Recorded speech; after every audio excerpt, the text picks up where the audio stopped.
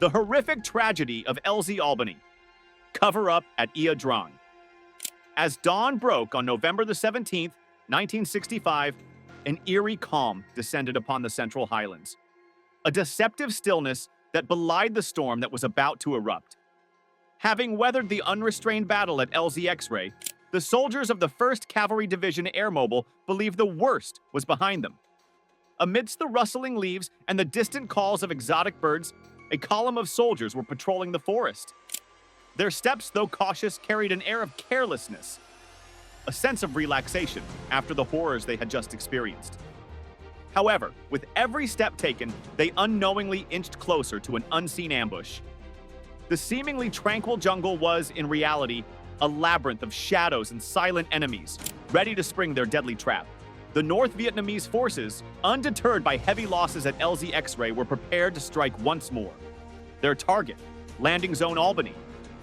And so, in the dense jungles of the Ia Drang Valley, another chapter of the gruesome battle is about to be written.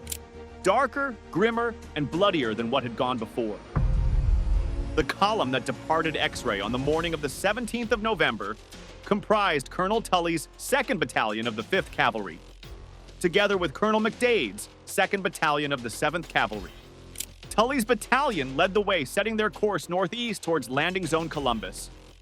Meanwhile, McDade's battalion, accompanied by Captain George G. Forrest's Alpha Company, 1st Battalion of the 5th Cavalry, moved towards their destination, Landing Zone Albany. By 11 o'clock, after covering around 3 kilometers, Tully's battalion detached, proceeding east to Columbus, where a warm meal awaited them. McDade's forces, however, continued northwest, Albany being still 2 kilometers distant. Despite Tully's offer of protective marching fire, McDade declined, wary of revealing his battalion's position. Inexperience marred the march to Albany. Colonel McDade, relatively new in command, delegated tactical decisions to his officers. Some, like the commanders of companies Charlie and Delta, became complacent during the journey, their units eventually dropping tactical formations. Captain Thorpe of Delta Company described the march as a mere walk in the sun. With such laxity, especially in an enemy-dominated terrain, men were calling for trouble. By midday, as the leading Alpha Company neared LZ Albany, an unexpected incident slowed their progress. The reconnaissance platoon from Delta Company, led by 2nd Lieutenant David Payne, captured 2 North Vietnamese deserters.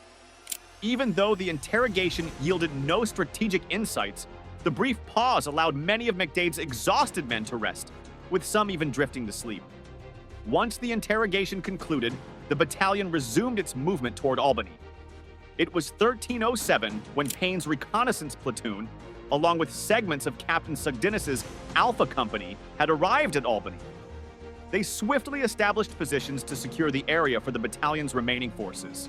LZ Albany had an irregular square, a central grove, and a nearby clearing suitable for helicopters. However, before fully occupying the LZ, Colonel McDade gathered his company commanders for a briefing on positioning their troops within the landing zone. Captains Forrest, Thorpe, and Fesmeyer heeded the call. Amidst this, Captain Forrest, alarmed by the relaxed demeanor of the troops he passed, ordered heightened vigilance. The apparent casualness of their approach to the LZ hinted at a dangerous underestimation of the potential threats lurking nearby.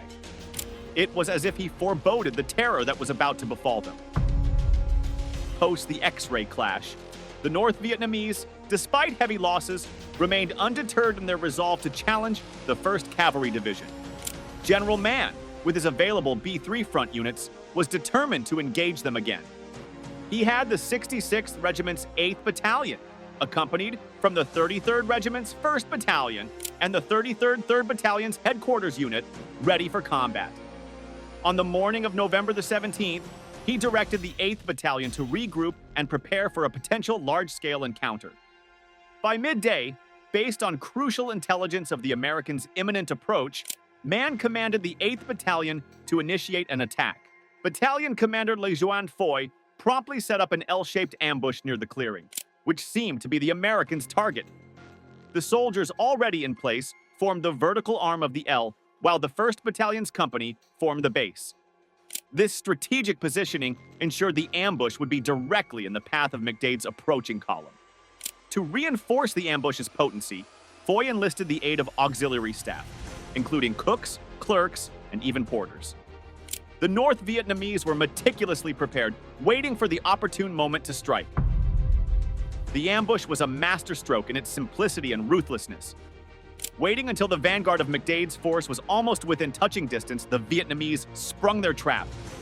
At 13:15, initial gunfire seemed disjointed, mimicking the shots of a few random skirmishers. But in mere moments, a deafening barrage ensued, echoing the attackers' synchronized onslaught. At the moment the ambush unfolded, Captains Forrest, Thorpe, and Fesmeyer were meeting with Colonel McDade. While Fesmeyer and Thorpe remained with McDade amidst the commotion, Captain Forrest, sensing the urgency, dashed back to his unit. Tragically, his accompanying radio operators fell victim to enemy bullets, yet Forrest miraculously emerged unharmed. The central part of the American column, which was most vulnerable and unprepared, now found itself leaderless and scrambling for direction. The entire ambush was a picture of utter chaos for the Americans. From the Vietnamese end, the execution was seamless. Following the initial gunfire, Foy's mortars punctuated the assault, quickly followed by a fierce charge by his 8th Battalion soldiers.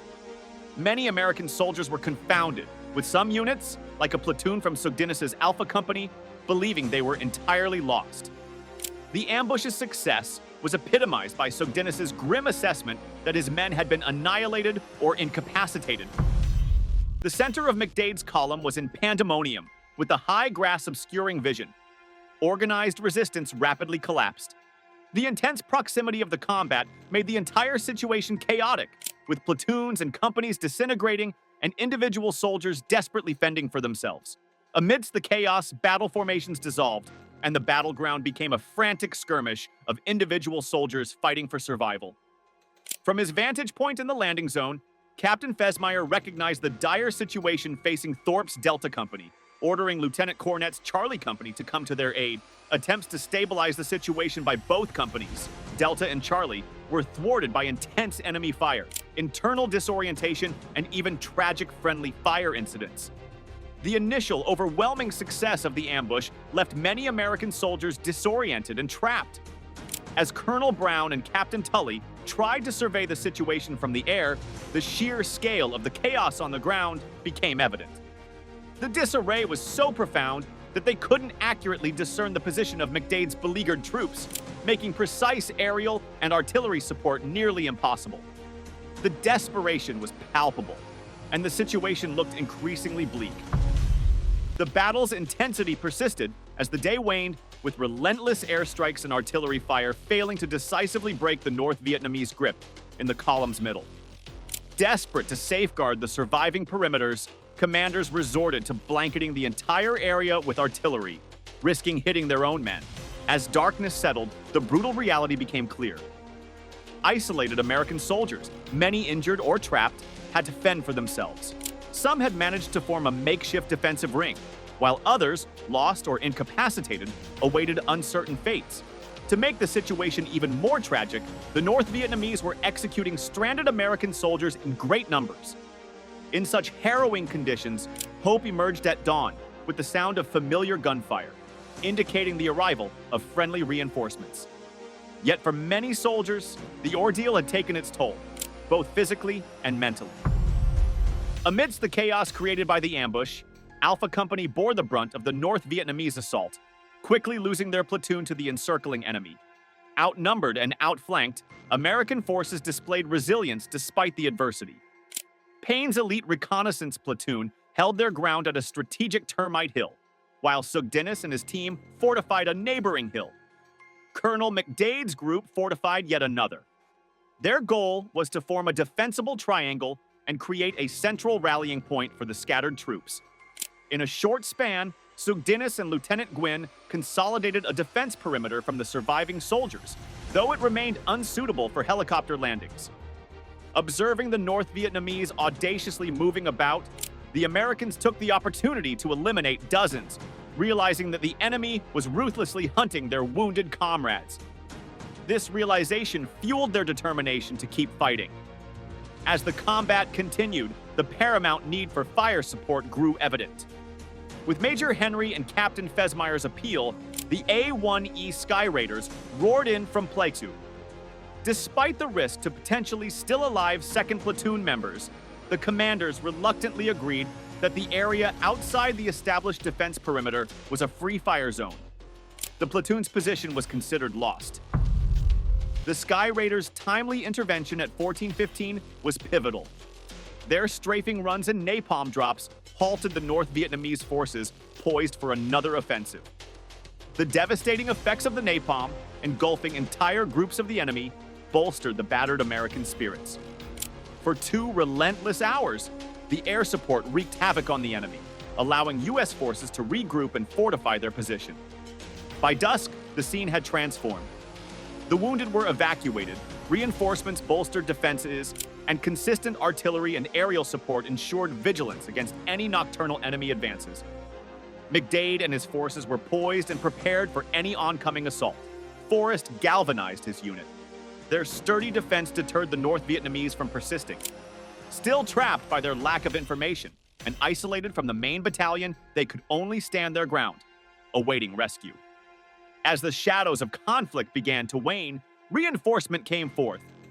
Bravo Company of the 1st Battalion of the 5th Cavalry, stationed at Landing Zone Columbus, was dispatched to join Forrest's forces in bolstering McDade's ranks.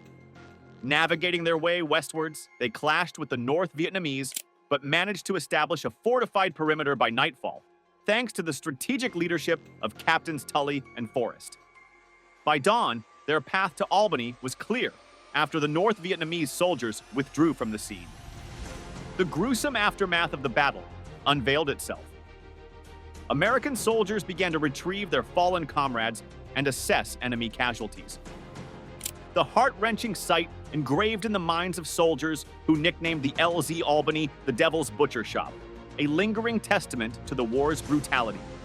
In the subsequent days, a series of movements ensued, with McDade's shattered battalion eventually returning to An Key Base Camp. And while Forrest's and Tully's companies faced one final skirmish at Columbus, it marked the end of the battle at Ia Drang Valley. As the battle at LZ Albany dwindled, the ARVN II Corps Command took proactive steps to conclude the campaign. Introducing the ARVN Airborne Brigade on November 17th, they established a new artillery base, LZ Crooks, which was fortified by the 2nd Battalion, 5th Cavalry. Intensive B-52 airstrikes continued for 2 subsequent days, targeting positions of the 66th, 33rd, and later the 32nd Regiments. The ARVN Airborne Brigade focused on the remaining battalions of the 320th Regiment, executing 2 strategic ambushes, one north and the other south of the Ia Drang River. By November 26th, after no additional contact with the enemy, the ARVN pulled back, marking the end of intense combat in the area. The Ia Drang Campaign, being one of the most significant battles during the Vietnam War, produced varied casualty figures from both sides. A 1966 PAVN report from the Central Highlands Front claimed that during 5 major confrontations, their forces endured 559 deaths and 669 injuries. They estimated U.S. losses between 1,500 and 1,700 soldiers. Furthermore, the official PAVN history asserted the decimation of 1,700 U.S. and 1,270 ARVN soldiers, the downing of 59 helicopters, and the destruction of 89 vehicles during the campaign. In contrast, the U.S. military reported 305 fatalities and 524 injured, claiming 3,561 PAVN deaths and over 1,000 injured during skirmishes with the 1st Cavalry Division. The Battle of the Ia Drang Valley remains one of the most fiercely fought battles of the Vietnam War. It was a battle of tactics, willpower, and determination, where both sides faced immense challenges and paid a heavy price. It exemplified the deadly efficiency of the North Vietnamese and their indomitable spirit, even in the face of overwhelming odds. Simultaneously, it showcased the tenacity, bravery, and adaptability of the American soldiers, who had to quickly learn and adapt to a new type of warfare in the dense jungles of Vietnam. The battles at the Ia Drang Valley became a significant lesson for both sides. For the Americans, it was a reality check about the unconventional warfare they were to encounter, emphasizing the importance of good intelligence, coordination, and adaptability in the challenging terrains of Vietnam. On the other side, the North Vietnamese learned about the immense firepower of the American forces, from their artillery to their air capabilities, which they would need to consider in their future strategies. The varied casualty figures and claims from both sides highlight the propaganda war's intensity, with both trying to portray a version that highlighted their strengths and achievements. But numbers and claims aside, the battles in the Ia Drang Valley serve as a somber reminder of the war's ferocity, the sacrifices made by the soldiers, and the lessons learned from such brutal confrontations. Today, the Ia Drang battles hold a significant place in the annals of military history, with its lessons being studied in military academies worldwide. It also reminds us of the human cost of war and the importance of understanding the nuances of the environment and the adversary, rather than relying solely on firepower or numbers. Thank you for watching this episode. Please like and subscribe to the Military Channel if you want to see more content. Stay on the front lines with us by hitting the bell icon to be notified on our newest videos.